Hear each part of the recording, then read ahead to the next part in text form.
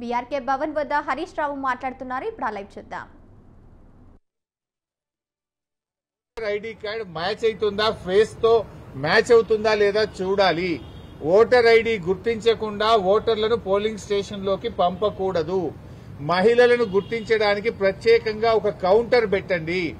అదొక వాళ్ళకు కంప్లీట్ ఒక రూమ్ లాంటిది ఏర్పాటు చేసి అక్కడ మహిళా ఆశా అంగన్వాడీ వర్కర్లు, మహిళా పోలీస్ అధికారులు ఉండి వారిని గుర్తించిన తర్వాతనే పోలింగ్ స్టేషన్ లోకి అనుమతించాలని వ్రాతపూర్వకంగా మేము కంప్లైంట్ ఇచ్చాం.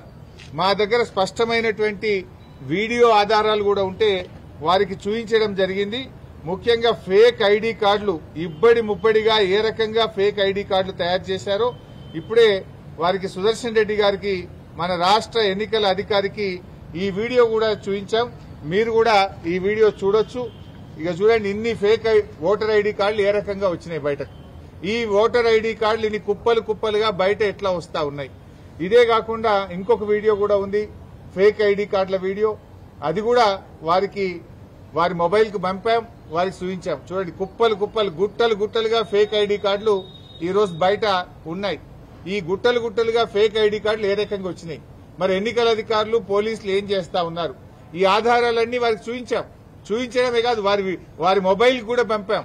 ఎలక్షన్ అబ్జర్వర్, ఇతర రాష్ట్రాల నుంచి వచ్చినటువంటి ఎలక్షన్ అబ్జర్వర్స్ కూడా ఇవన్నీ కూడా ఇవ్వడం జరిగింది.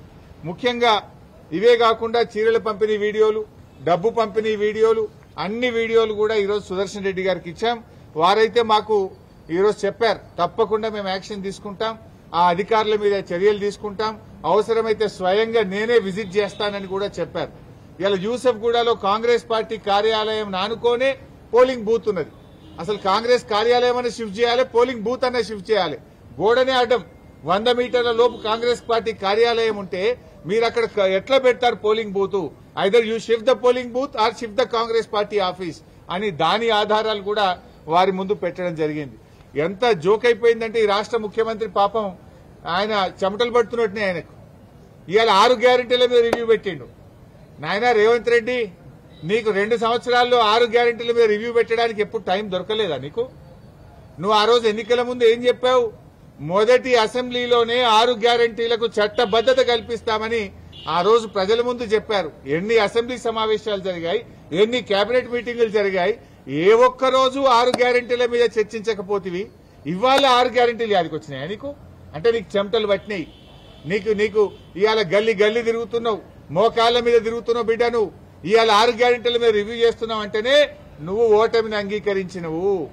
6 గ్యారెంటీల మీద 2 ఏళ్లలో ఎందుకు రివ్యూ చేయలేదు?